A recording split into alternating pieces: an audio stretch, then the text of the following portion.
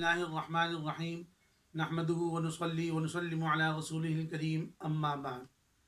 قال الله تبارك وتعالى في القرآن المجيد والفرقان الحميد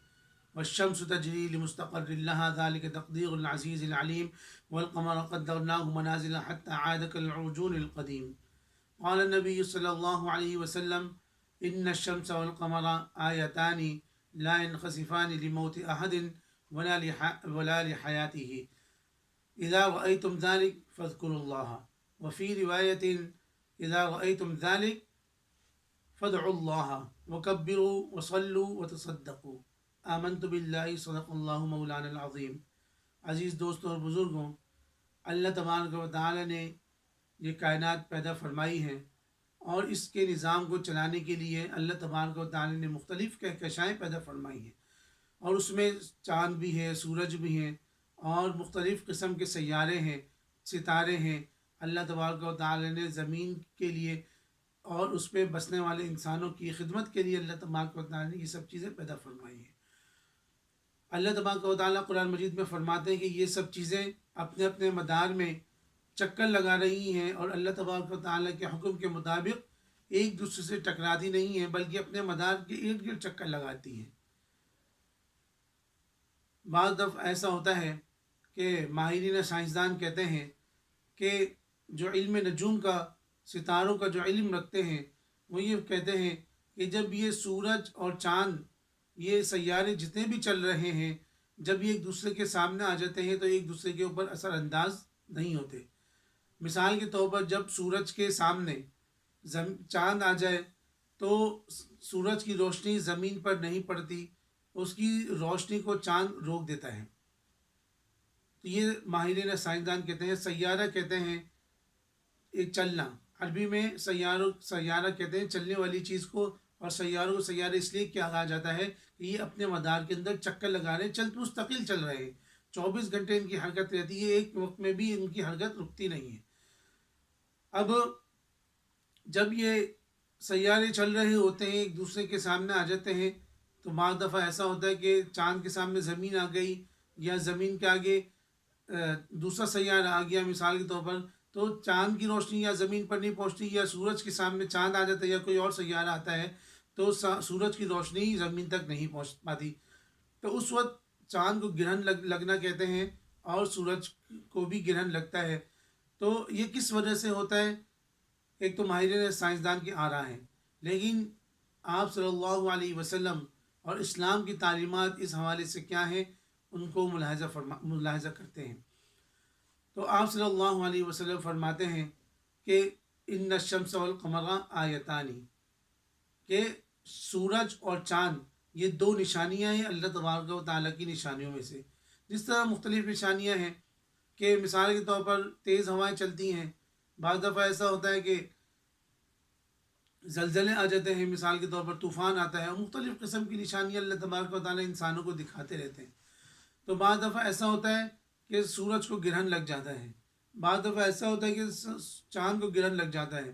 تو ان کی روشنی ماند پڑ جاتی ہے اور زمین پر ٹھیک طریقے سے نہیں پہنچتی۔ ایسے لگتا ہے جیسے ان کی روشنی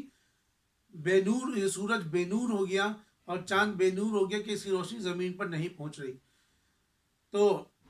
یہ دو آیتیں ہیں، اللہ تبارک و تعالیٰ اللہ تعالیٰ انسانوں کو دکھاتے رہتے ہیں۔ حدیث شریف میں آتا ہے جب یہ سورج کو گرہن لگتا تھا تو بعض لوگوں کے عقائد اس وقت یہ ہوتے تھے کہ یا تو کسی کی موت واقع ہوئی ہے، یا کسی ایسے شخص کوئی ایسا بڑا واقعہ رونما ہوا ہے کہ جس کی وجہ سے سورج کو گرہن لگا ہے یا چاند کو گرہن لگا ہے۔ آپ صلی اللہ علیہ وسلم کے صاحبزادے حضرت ابراہیم کی وفات ہوئی تو اس وقت سورج کو گرہن لگا،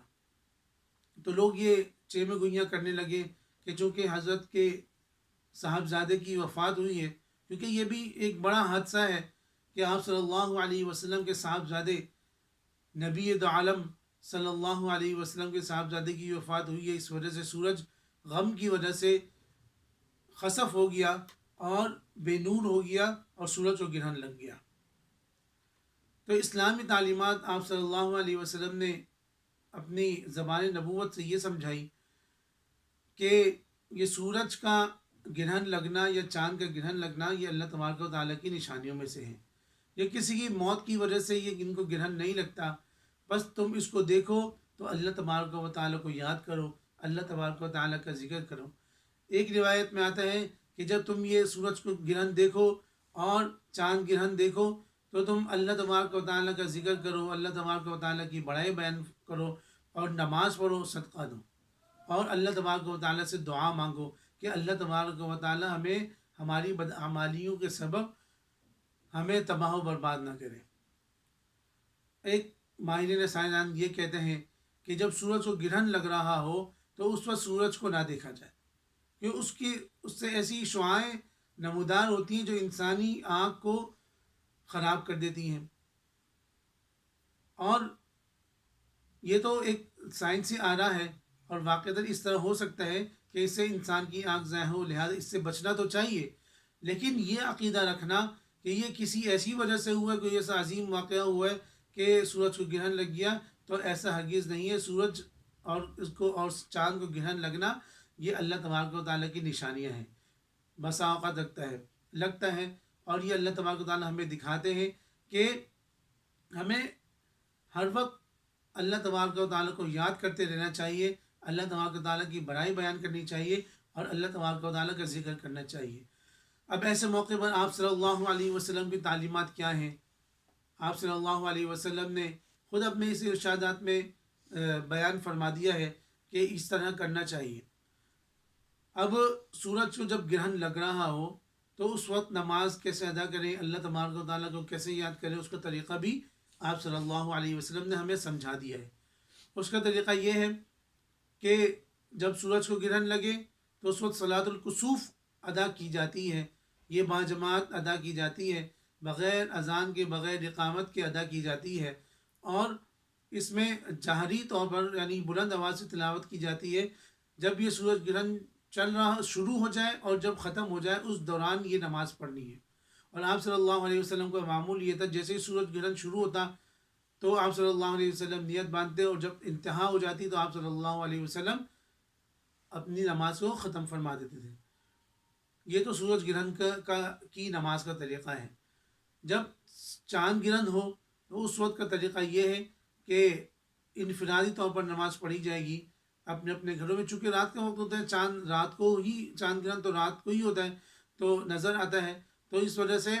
یہ نماز جو ہے گھر میں پڑھی جائے گی، اور یا کہیں پہ بھی پڑھ سکتے ہیں، مسجد میں بھی پڑھ سکتے ہیں، لیکن انفرادی طور پر پڑھی جائے گی۔ اور اس میں کہ تلاوت بھی بلند آواز سے نہیں ہوگی بلکہ آہستہ، جیسا عام نوافل کے اندر ہم سنتوں میں تلاوت کرتے ہیں اس طریقے سے تلاوت کی جائے گی۔ یہ 2 رکعت پڑھی جاتی ہیں، صلاۃ الکسوف بھی 2 رکعتیں ہیں اور صلاۃ الخسوف بھی 2 رکعتیں، ان کی باقاعدہ کوئی اذان نہیں ہوتی۔ اس موقع پر اللہ تبارک و تعالیٰ سے دعا مانگنی چاہیے، اللہ تبارک و تعالیٰ کا خوب ذکر کرنا چاہیے اور اللہ تبارک و تعالیٰ کی بڑائی بیان کرنی چاہیے، اور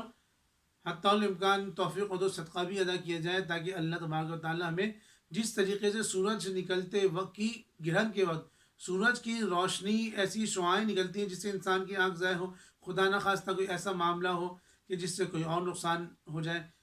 طبی لحاظ سے، لیکن عقیدہ ایسا نہیں رکھنا چاہیے، کیونکہ جس طرح اور بھی بہت سارے واقعات ہوتے ہیں اس طرح یہ بھی واقعہ ہوتا ہے، تو ایسا عقیدہ نہیں رکھنا چاہیے، بلکہ ایسے موقع پر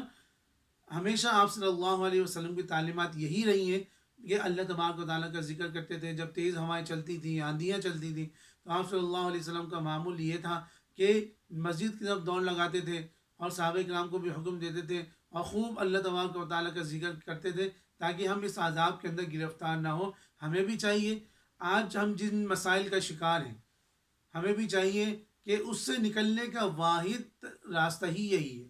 اب جیسا ہم ان وبائی امراض میں مبتلا ہیں، ان سے نکلنے کا واحد راستہ یہ ہے، جیسے میں پہلے بھی عرض کر چکا ہوں کہ اس میں یہی ہے کہ اللہ تبارک و تعالیٰ کو خوب یاد کیا جائے، اللہ تبارک و تعالیٰ کی طرف رجوع کیا جائے۔ ہم اللہ تبارک و تعالیٰ کی طرف رجوع ہوں گے تو اللہ تعالیٰ کی رحمتوں کا نزول ہوگا اور ہم ان فتنوں سے اور ان مسائل سے نکلتے چلے جائیں گے۔ اللہ تبارک و تعالیٰ عمل کی ہمیں توفیق نصیب فرما۔ واخر دعوانا الحمد للہ رب العالمین۔